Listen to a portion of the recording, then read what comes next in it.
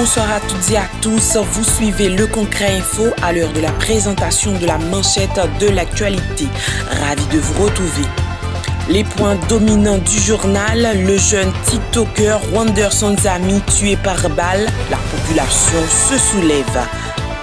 La BRH a célébré ses 46 ans de fondation et d'engagement aux côtés de la population.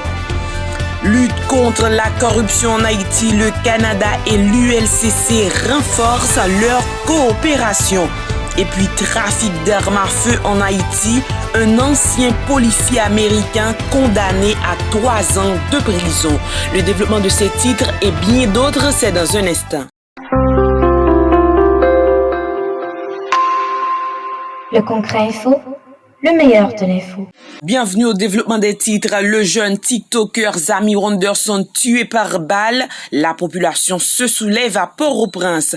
À bord d'une motocyclette devant les locaux du ministère de l'Éducation nationale et de la formation professionnelle, le jeune TikToker et basketteur Zami Wanderson, âgé de 19 ans, a été tué par balle le lundi 18 août 2025 lors d'une manifestation. À la suite de cet acte, les protestataires ont pointé du doigt un agent de sécurité du MENFP qui, selon eux, en serait l'auteur. Par ailleurs, en signe de soutien à la famille de cet ancien membre de la 56e promotion du Collège canado-haïtien, plusieurs centaines de citoyens ont organisé le jeudi 21 août dernier une marche pacifique dans les rues de la capitale avec des pancartes en main.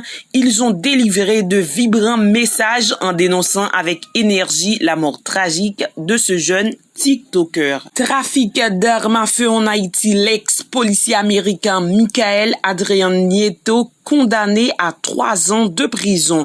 Cette semaine, le département d'État américain a annoncé la condamnation de l'ex-policier américain Michael Adrian Nieto, âgé de 31 ans, à 3 ans de prison fédérale pour son implication dans le trafic d'armes à feu.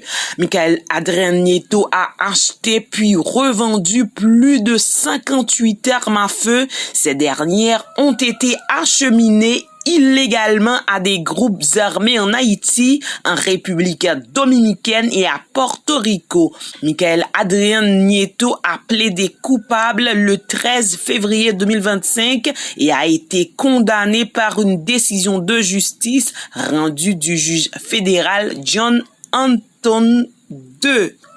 L'ambassadeur du Canada en Haïti, M. Antoine-François Giroux, a rencontré le lundi 18 août 2025 le directeur général de l'unité de lutte contre la corruption, M. Hans-Jack Ludwig Joseph.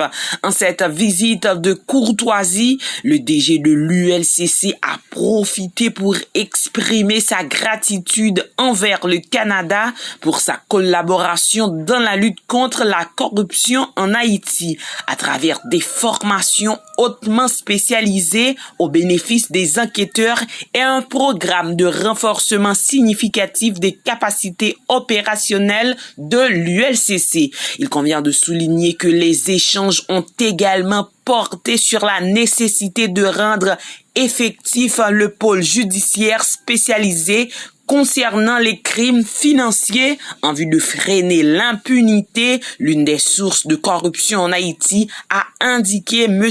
Hans-Jack Ludwig Joseph. Le secrétaire général Albert Ramdine a présenté la feuille de route pour Haïti en conseil permanent de l'OEA. Par devant le conseil permanent de l'Organisation des États américains, le secrétaire général de l'OEA, M. Albert Ramdine, a présenté le mercredi 20 août 2025 la feuille de route pour la stabilité et la paix en Haïti. Estimée à plus de 2,6 milliards de dollars, ce plan prend en compte des axes majeurs que sont stabilité de la sécurité et rétablissement de la paix, le consensus politique et appui à la gouvernance, processus électoraux et légitimité constitutionnelle, réponse humanitaire et développement durable et progrès économique. Selon le diplomate surinamien Albert Ramdine, cette feuille de route conjointe sera exécutée par l'EEA, les Nations Unies et la CARICOM en cas d'adoption. A souligner que sur le plan sécuritaire, malgré le déploiement de la mission multinationale de soutien à la sécurité depuis juin 2024, la situation ne fait qu'aggraver. Les groupes armés occupent 90% de la capitale et étendent comme bon leur semble leurs tentacules. En cas d'adoption, cette feuille de route pourra-t-elle vraiment aider à résorber la crise? Le secrétaire d'État américain Marco Rubio et son homologue du Canada, Anita Anand, se sont entretenus à la Maison-Blanche à Washington, aux États-Unis, le jeudi 21 août 2025. Ils ont souligné l'importance de soutenir Haïti, confronté à une situation délétère de son histoire. Ces derniers mois, les États-Unis se montrent déterminés à aider Haïti à trouver une issue. Pour l'instant, ils travaillent sur un projet de résolution qui sera présenté au Conseil de sécurité des Nations Unies, lequel projet vise à renforcer la lutte contre le contrôle territorial des gangs armés. Quant à la mission multinationale de soutien à la sécurité déployée en Haïti depuis le 21 juin 2024, placée sous le leadership du Kenya et jugée inefficace, elle fait également l'objet de débats. Selon le journal Miami Herald, la nation étoilée n'écarte pas la possibilité qu'un autre pays prenne les commandes de la MSS en Haïti en ouvrant la voie à d'autres pays de la communauté internationale voulant apporter leur soutien à la résolution souhaitée. 46 ans après, la BRH poursuit sa mission de moderniser le système financier haïtien. La semaine dernière, la Banque de la République d'Haïti a célébré ses 46 ans de fondation et de service à la population haïtienne, poursuivant sa mission d'assurer la stabilité monétaire, moderniser le système financier et de favoriser l'inclusion financière. La BRH, par cet anniversaire, rappelle que les réformes entreprises, la résilience institutionnelle et des défis restent encore à relever en vue de soutenir la croissance économique nationale. Toutefois, la BRH s'engage une nouvelle fois avec sérénité à construire une économie capable de créer des opportunités durables pour le bien-être de la population.